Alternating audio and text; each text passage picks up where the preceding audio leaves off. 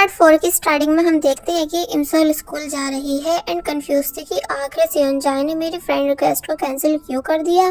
कि तभी उसे व्हील चेयर पर एक लड़की दिखी जो कि रोड क्रॉस नहीं कर पा रही थी, जिसकी अब इससे पहले कि इमसोल हेल्प करा पाती कि तभी सेयोनजाए यहाँ आता है एंड उस लड़की की हेल्प कराने लगा। तो तब इमसोल को ये सब देखकर बहुत ही अच्छा लगा और फिर जब इमसोल उसको हेलो करती है तो तब सेयोनजाए ने इमसोल को देख तो लिया था लेकिन कोई रिस्पॉन्स नहीं देता बल्कि बस में चला गया।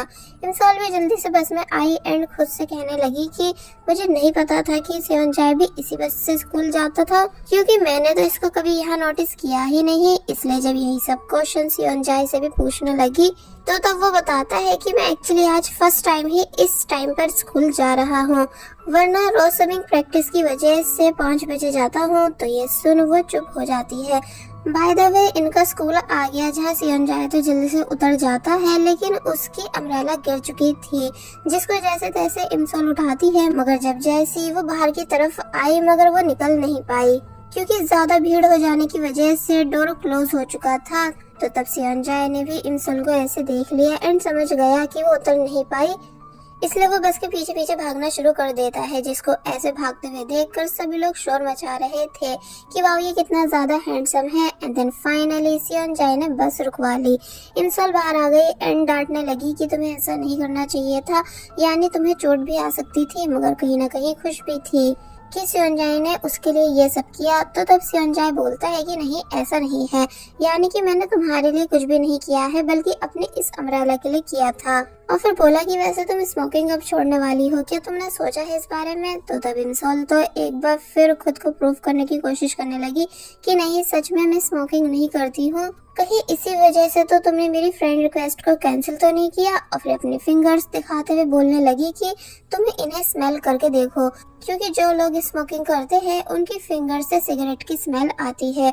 बट सेयोनजाए इमसोल की सुन ही नहीं रहा था, तो तब वो उसके सामने आ गई एंड गलती से अपने फिंगर्स उसकी नोज में घुसा देती है।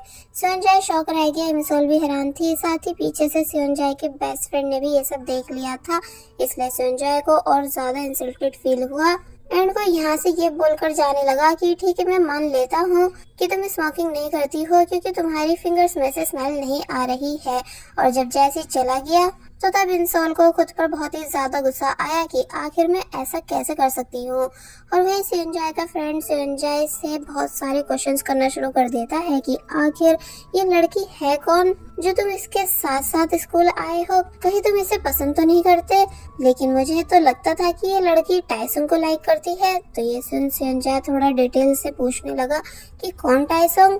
तो तब उसका बेस्ट फ्रेंड बताता है कि वो हमारे म्यूजिक ग्रुप का मेंबर है, जिसके लिए इमसोल रोज म्यूजिक क्लास के बाहर चॉकलेट्स रख कर जाती थी। सेयोनजाए ये सब सुनने के बाद बोला कि होगा कोई, फिलहाल मुझे अपनी क्लास अटेंड करनी है। और फिर तभी वो यहाँ से चला गया।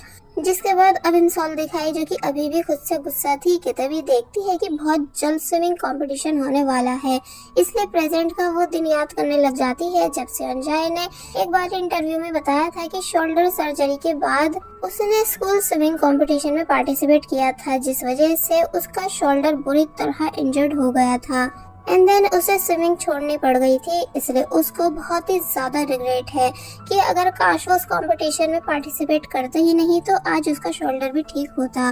तो ये सब याद कर इमसोल डरने लगी कि ये तो वही कंपटीशन है, इसलिए कहती है कि मुझे कैसे भी करके सेयोनजाए को इसमें पार्टिसिपेट करने से रोकना ही होगा। और फिर तभी सेयोनजाए के पास आ गई उससे बात करने के लिए, पर वो उसकी सुन ही नहीं रहा था, इसलिए इमसोल सेयोनजाए का पीछे करने लगी एंड देन बोली कि तुमको स्विमिंग कंपटीशन में पार्टिसिपेट नहीं करना चाहिए वरना बहुत ही बुरा होगा। सेयोनजाए हैरानी से पूछने लगा कि मतलब? तो तब अब जैसे इमसोल बताती है कि इस कंपटीशन के बाद तुम कभी स्विमिंग नहीं कर पाओगे, कि तभी वहाँ का पूरा टाइम रुक गया, यानी सेयोनजाए भी और उसके पीछे खड़े सभी दोस्त भी फ्रीज हो चुके थे। सेयोनजाए बोला कि बताओ तुम्हें क्या कहना है? तो अब जैसी वो फिर से बताती है कि तुम मर भी सकते हो, कि तभी टाइम फिर से रुक जाता है एंड सेयोनजाए कुछ भी सुन नहीं पाया। इसका मतलब इमसोल फ्यूचर की कोई भी बात इस वर्ल्ड में नहीं बता सकती, इसलिए मैसेज पर सेयोनजाए को लिखकर दिखाती है, लेकिन मैसेजेस भी खुद ब खुद इरेज हो रहे थे। जिस वजह से इमसोल के होश उड़ जाते हैं एंड सेयोनजाए यहाँ से चला गया। अब दिखाया गया कि इमसोल क्लास में है एंड सोच रही थी कि आखिर ये सब हो क्या रहा है, इसलिए उसने जब जैसे फिर से फ्यूचर की बात बोली कि ओबामा यूनाइटेड स्टेट का प्रेसिडेंट बनेगा, तो तब एक बार फिर पूरा टाइम रुक चुका था। इसलिए अब इमसोल डरने भी लगी थी ये कहते हुए कि ये सब बहुत ही ज्यादा डरावनी है। अब दिखाया जाता है कि इमसोल वापस घर आ चुकी है एंड दोबारा सेयोनजाए की बातें याद करने लगी कि वो कैसे रिग्रेट फील कर रहा था स्विमिंग को हमेशा के लिए छोड़कर, मगर फिर बोला कि कोई नहीं, आई थिंक मुझे सिंगिंग लाइन में आना था इसलिए ऐसा हुआ। मगर प्रेजेंट में इमसोल डिसाइड कर लेती है कि अगर मुझे सेयोनजाए को फ्यूचर में सुसाइड करने से बचाना है तो पहले उसको इस कंपटीशन में जाने से रोकना होगा ताकि वह सिंगिंग लाइन में कभी जाए ही नहीं। और फिर तभी ये सीन यही कट हो जाता है। अब नेक्स्ट डे हम देखते हैं कि सेयोनजाए स्विमिंग में बहुत ही अच्छे से रिकॉर्ड बना रहा है, जिस वजह से उसके कोच भी काफी ज्यादा खुश थे कि देख लेना तुम इजीली इस कंपटीशन को जीतकर काफी सारे न्यू रिकॉर्ड बना लोगे। तो तब वो बहुत ही ज्यादा खुश हुआ। मगर जब यहाँ से जाने लगा कि तभी सेयोनजाए से एक लड़का मिलने आया एंड बोला कि तुम्हारी अभी अभी शोल्डर सर्जरी हुई है, इसलिए तुमको इस साल के इस कंपटीशन में नहीं होना चाहिए। तो तब सेयोनजाए कह देता है कि क्यों, कहीं तुम डर तो नहीं रहे कि मैं तुमसे जीत जाऊंगा। तो तब उस लड़के को बहुत ही ज्यादा गुस्सा आया सेयोनजाए की इस बात से एंड देन सेयोनजाए यहाँ से चला गया। नेक्स्ट सीन में दिखाया गया कि इमसोल फिर से सेयोनजाए से मिलने आई हुई थी और बात करने की कोशिश करती है कि तुम प्लीज इस कंपटीशन में पार्टिसिपेट मत करो। मैंने अपने ड्रीम में देखा है कि तुम्हारा ऐसा करना ठीक नहीं होगा, लेकिन वो उसकी एक नहीं सुन रहा होता है क्योंकि सेयोनजाए के लिए स्विमिंग ही सब कुछ है। इसलिए वो इमसोल को यहाँ से जाने का बोल रहा था, मगर जब वो मानी नहीं तो तब सेयोनजाए ने बॉयज जिम डोर ओपन कर दिया, जहाँ इतने सारे बॉयज को देख इमसोल आंखें बंद कर लेती है एंड देन सेयोनजाए अंदर चला गया। और वहीं दूसरी तरफ हमें सेयोनजाए के फादर यानी मिस्टर किम इमसोल की मदर के साथ दिखाए गए, जहाँ वो मिस्टर किम से सीडी वापस मांग रही थी, मगर वो अभी यही बोल रहे होते हैं कि मेरे पास कोई सीडी नहीं। तो वो कहने लगी कि कहीं तुम इसलिए ऐसा तो नहीं कर रहे क्योंकि तुम लेट फीस देना नहीं चाहते हो, और कहीं इसलिए तो नहीं कर रहे कि डर्टी मूवी की सीडी लेकर अब तुम्हें वापस करते हुए शर्म आ रही है।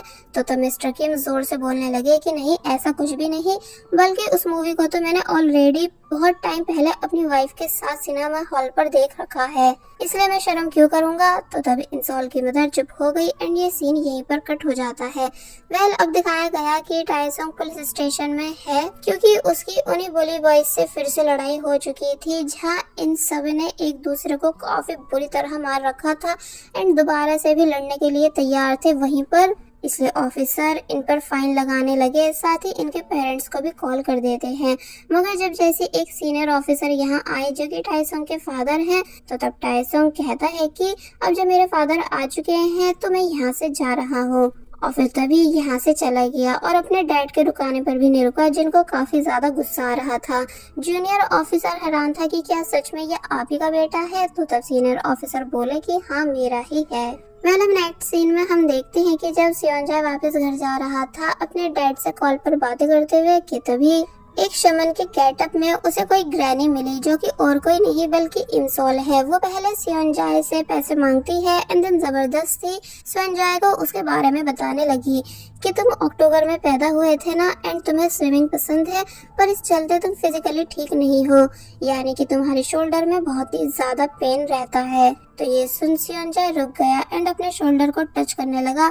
इमसोल आगे कहती है कि अगर तुमको ठीक होना है तो पूरे 3 दिन पानी से दूर रहना होगा क्योंकि तुम्हारे ऊपर भटकती हुई अनमैरिड आत्मा का साया है, जिसकी पावर तब बढ़ जाती है जब तुम स्विमिंग करते हो। इसलिए तुम्हें उस आत्मा को भगाने के लिए पूरे 3 दिन पानी से दूर रहना होगा, वरना तुम्हारी मौत भी हो सकती है।